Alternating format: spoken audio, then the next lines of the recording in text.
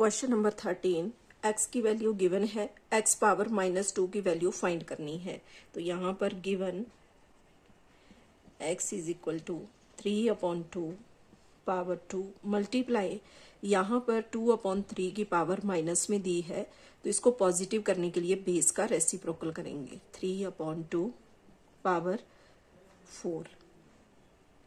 तो यहाँ पर बेस सेम है, तो यहाँ पर लॉ ऑफ एक्सपोनेंट यूज करेंगे using a power m multiply a power n which is equal to a power m plus n। तो यहाँ x इज इक्वल टू 3/2 और पावर 2 + 4। तो ये हो गया 3/2 और पावर हो गई 6। तो x की वैल्यू आ गई यहाँ पर 3/2 पावर 6। अब हमें फाइंड करना है x पावर -2।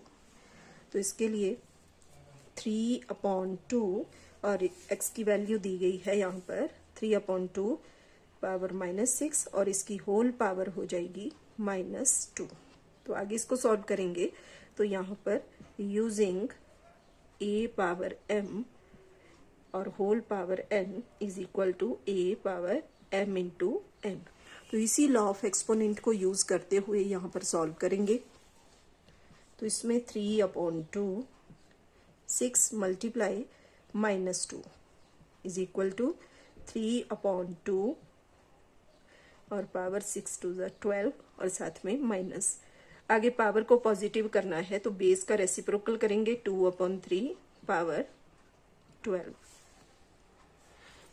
Next part 2। तो यहाँ पर भी x की वैल्यू दी गई है, x पावर -1 की वैल्यू फाइंड करनी है। तो यहाँ given x is equal to 4/5 power -2, आगे डिवाइड 1/4 पावर 2। तो डिवाइड करने के लिए यहाँ पर x इज इक्वल टू 4, देखो पावर यहाँ नेगेटिव है, तो पहले तो हम इस बेस का रेसिप्रोकल करेंगे 5/4 और पावर हो गई इसकी पॉजिटिव।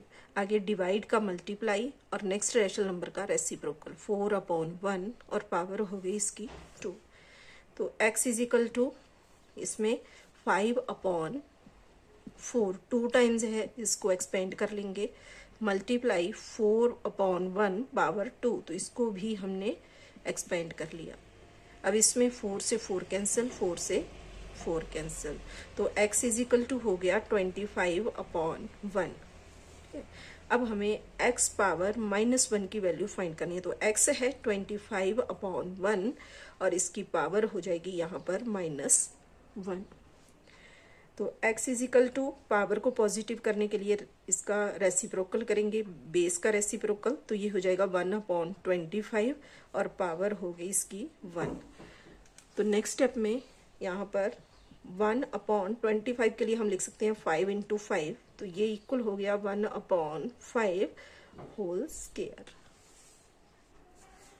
Question number 14। तो यहाँ पर भी x की वैल्यू फाइंड करनी है, जिसमें हमें गिवन है 5 power 2x divide 5 power -3 is equal to 5 power 5। ठीक है, तो यहाँ पर सबसे पहले तो हमने इस पावर को पॉजिटिव कर लेना है, या फिर यहाँ पर देखो बेस सेम है तो पावर क्या हो जाती है माइनस।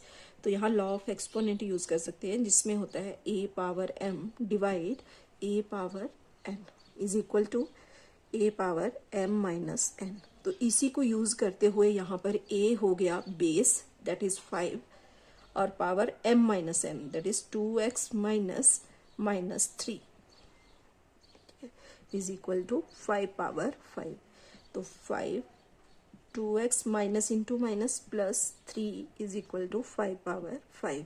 तो यहाँ पर इस x की वैल्यू हमें फाइंड करनी है, तो पावर्स को यहाँ लिख लेंगे 2x + 3 इज इक्वल टू 5।